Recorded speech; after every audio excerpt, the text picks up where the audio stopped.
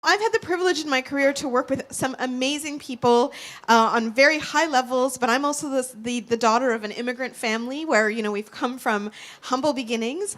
And I have to tell you that in all of my experience, what I found is that whether you are uber successful and a multimillionaire or billionaire, or whether you don't know where your rent is going to come from, we all have mindset barriers to some extent. This is a picture of me and my husband, but he was fiancé then. When you see this picture, you might say, oh, that's a girl in her 20s. She's wearing red shorts and a white t-shirt. We were in Hawaii at the time. And, when I look at this picture today, 22 years later, do you know what comes to mind for me? Oh my God, my waist was so thin. How is that possible? 2 kids later, some weight gain later, my stomach is, there. But here's the thing. When I was in that moment, when I was 20-something years old, do you know what I saw in that picture at that time? I wish I could say something really profound, but you know what was stuck in my head? My little bulge and my tummy that I did not like.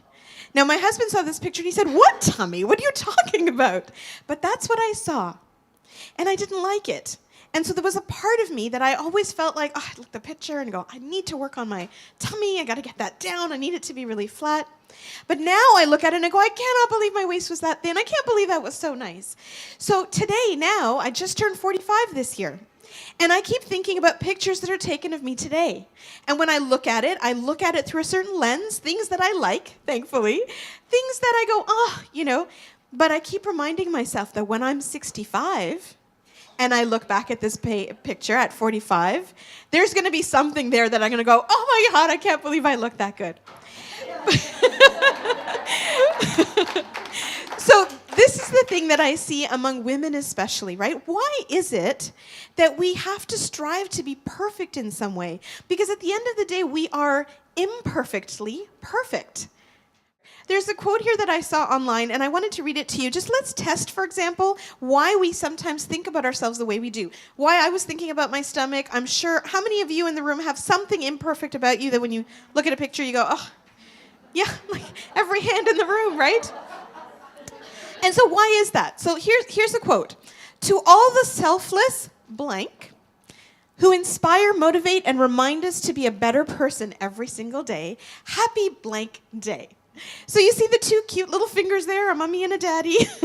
Now, if I were to ask you the question, where the blanks are, what would you say? Would you say that it's more likely that it's a happy Father's Day message with all the dads? Or would you say that it's likely that it's a happy Mother's Day for all the moms? Just shout it out for me. Mother's Day, right? So anybody think it's Father's Day? No, Mother's, right. Okay, so if you Google Mother's Day selfless versus if you Google Father's Day selfless, did you know that you get 2 million more hits when it comes to Mother's Day? And how many of us have seen cards on Mother's Day that say, thank you so much, Mom. You've always put yourself last. You put everybody ahead of you, and we love you for it. Right?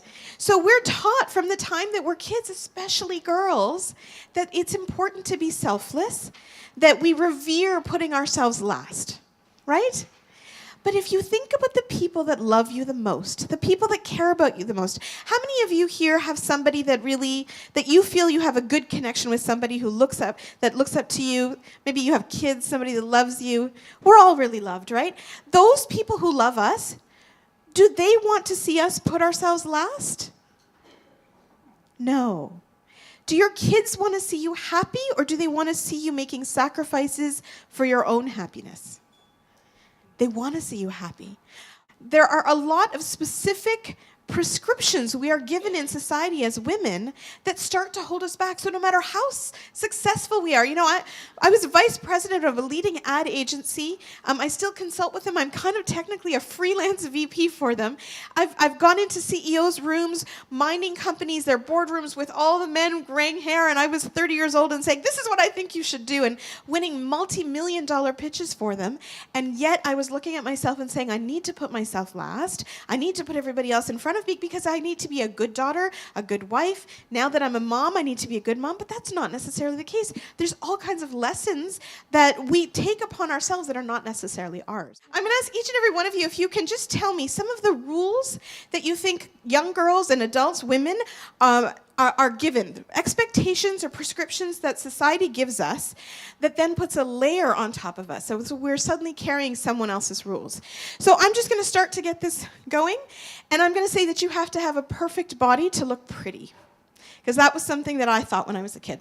So based on that, can you take one of the scarves and you can just drape it on Jennifer, gently and nicely, but we can cover her. What other rules are there that you see in society? Yes? Perfect skin, that's right. If you want to look beautiful, if you want to be beautiful, perfect skin is an important one that we put upon ourselves, right? Yes? Dye your hair when you go gray. Dye your hair when you grow gray. That's so true. That's a great one. And you know, up until recently, I get grays in my hair, and I've always felt guilty going to the salon because I kept thinking that was time away from my kids. So I would be walking around with the grays coming out, and I didn't like it myself, and I still wouldn't go to the salon in time because I was like, that's just wasting 3 hours of time I could spend with my kids. So just put it right on top. Let's just cover her right up, okay? Because these are rules. Right? There we go. Okay. So we need another one. Let's do this. All right. So anybody else?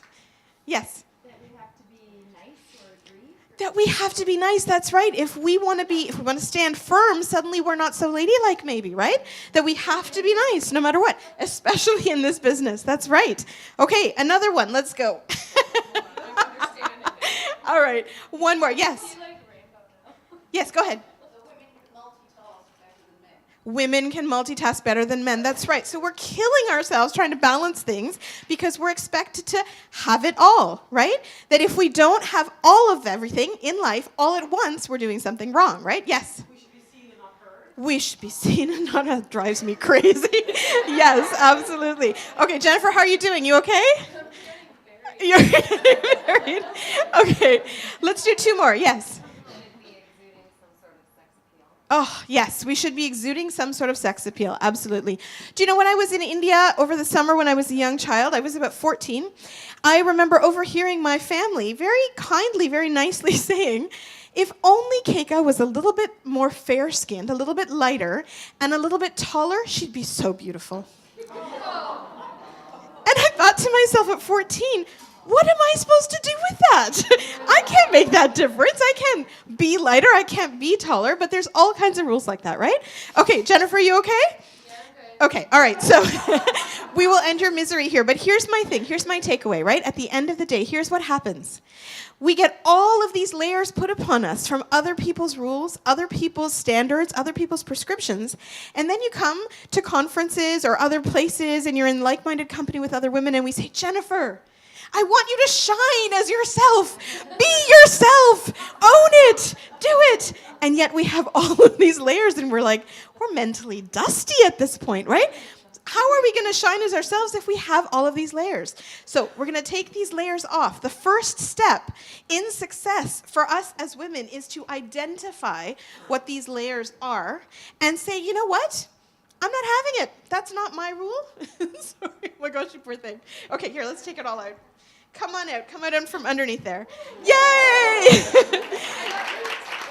And there we go. Exactly. Thank you so much. A big round of applause for Jennifer and Donna. Thank you so much. All of these things that we've grown up learning, we can't fix overnight. It takes time, but I do want you to think about, as you are here today, as you're looking at your real estate journey, as you're looking at your business and your next ventures, think about what the lenses are that you're looking at something through. Is it through the prescriptions that people have given you, or is it through your own lens, where you say, I'm not going to worry about being fair and taller, I'm going to be myself and I'm going to do what I need to. Think of a compass, right? So think of a person who champions you. Think of a person that you are connected to, committed to, and put them as your compass where you say, it's the thinking is not that I am behind you and I am the last one and I'm sacrificing myself for the sake of these people. But think about the fact that I am going to perform, I am going to be me, I am going to do everything I need to do for the sake of this compass, for the sake of the people I care about. So for me, when I started my business at first, we were taught to serve, we're taught to be humble. My clients would say, listen, I've got a really tight budget, I can't quite fit that in. Can you cut that budget in half for me, for example? Or can you knock down 25%? And my inclination was, they really need that help. I really should do it. I should be agreeable. I should help. And then I thought to myself, no, I'm putting my kids as my compass first. And if I take $10,000 off that price, then I am taking $10,000 away from my kids, away from a vacation I can give them, away from their school funds, whatever it might be. And suddenly, Mama Bear comes out, and there's no compromise for me. And I said, no, I am worth that value. I am earning that for my family and my kids. I don't tell them that, I tell myself that. But I say, no, there's no compromise there because I'm worth that value. So that intrinsic hack, think about that compass for you that's most important, and look at how you can position all your thinking. Anytime you have a challenge or something comes out, you put that compass in front of you. So I'm going to leave you with one last thought. When you go onto an airplane and they give you the oxygen masks, and they say to you, put the oxygen mask on first before you help anybody else. Ladies, if we want to be successful for the people we love, if we want to do things for the people that we love, we have to help ourselves first. I always think to myself, if I want my kids to be confident, if I want them to be free from any barrier, I have to walk the talk. They have to see me doing it, and when they see me doing it, they will follow. It's not just what I say. So think about the oxygen mask in your life that you need to put on first before you help anybody else. And throughout the course of the day today, as you dream big and think about that next step in your journey, anytime that little fear starts creeping in and you go, I don't know, can I really do this? Think of that symbol, the oxygen mask. I am going to put my oxygen mask on first so that I can help the other people all around me. Because at the end of the day, ladies, you are the greatest gift you can give to the people that you love. So this is not about putting ourselves last. It's about putting ourselves first so that we can move towards the compass that we're living for, and we can conquer those mindset barriers like a fire goddess. Thank you so much. Thank you.